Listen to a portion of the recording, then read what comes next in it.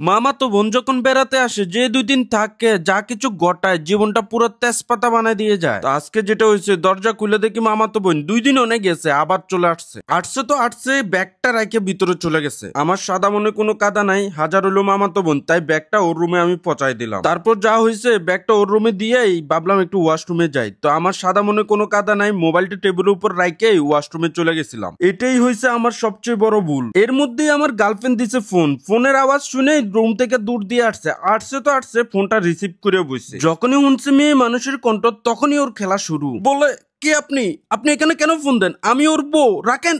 এটা বলি রুমের দূর দিয়ে চলে গেল। এদিকে আমি এসবের কিছুই জানি না। আমি ওয়াশরুম থেকে বাইরে সোজা ফোনটা হাতে নিছি। ফোনটা হাতে নিতেই দেখি আমার মোবাইলে কল আসছিল, আবার 2 মিনিট কত কইছে। গার্লফ্রেন্ড ফোন দিছিল, রিসিভ করছে কে? তো বিষয়টা ক্লিয়ার হওয়ার জন্য যখনই আমি গার্লফ্রেন্ডের ফোন ব্যাক করছি, বলে তোর সাথে ব্যাকআপ, আর কখনো আমার সাথে যোগাযোগ করবে না, ঘরে বউ রেখে আমার সাথে প্রেম করো। তা আমি বললাম, জান তুমি বিষয়টা বুঝতেছো না, ও আমার মামাতো বোন, তোমার লোক দুষ্টামি করছে। ও তো আমার কোনো কথাই বিশ্বাস করতেছে না, বলে সামনাসামনি আসো, সামনাসামনি দেখা করে তুমি সবকিছু ক্লিয়ার করো। তো আমিও বললাম ঠিক আছে, আজকে বিকেল 4টায় আমি সশরীরে এসে তোমার সামনে সবকিছু ক্লিয়ার করব। তো বিকেল বেলা আমি যখন গার্লফ্রেন্ডের সাথে দেখা করতে যাবো তখন আমি রেডি হইতেছিলাম, এটা আবার ও খেয়াল করছে।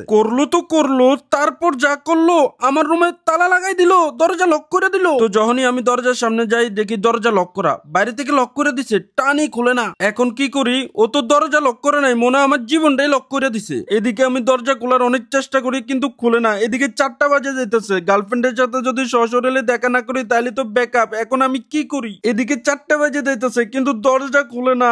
এখন আমি কি করি? যদি সময় মতো না যায় তাহলে তো ব্যাকআপ। ঠিক তখনই হঠাৎ আমার মোবাইলে কল বাজে উঠলো, ক্রিন, মানে গার্লফ্রেন্ড ফোন দিছে। আমার সাদা মনে কোনো কাদা নাই, তাই রিসিভ করলাম। রিসিভ করলে হেলো বলতে না বলতে বলে, কিরে 4টা তো বাজে গেল, কই তুই? তোর বতুরা এতে দিতেছে না, যা তোর লোকে ব্যাকআপ, এই বলেই ব্লক মাইরা দিছে। না অনেক হয়েছে, এর একটা বিট করে ছাড়তে হবো। ব্যাকআপের রাখ, আমি মেকআপ দিয়েই তুলু। ব্যাকআপ করা দিয়ে ও দরজা খুলে দিয়া ওর সোফার মধ্যে যায় বসে রয়েছে। তো আমি রুম থেকে বাইরে হইয়া যখন ওরে দেখতে যাবো এমন বান করলো যেন ও কিছু জানেই না। এরপর আমি যেটা করছি, ওর ব্যাগটা খুঁজে বাইর করে ওর ব্যাগের ভিতরে যত দামি দামি মেকআপ আছিল সবকিছু নিয়ে নিলাম। নিয়ে যেটা করছি, ওর ভিতরে একটা চিরকুট বসাই দিলাম। চিরকুটের মধ্যে লেখা ছিল, তুমি যদি তোমার মেকআপ ফিরে পেতে চাও তাহলে আমার গার্লফ্রেন্ডকে ফোন দিয়ে সব সত্যি কথা বলো। নাম্বার দিয়ে দিছি, এখন ওরে বাসা থেকে খেদাইতে হবে। তো ওর সামনে গিয়ে বললাম, মামা আমার ফোন দিছে, মামা নাকি অনেক অসুস্থ, তোরে বাসায় যেতে বলছে, এক্ষুনি বাইরে আমার বাসা থেকে। ও কিছু বুঝে ওঠার আগে ওরে আমি রুম থেকে বাইর করে দিলাম।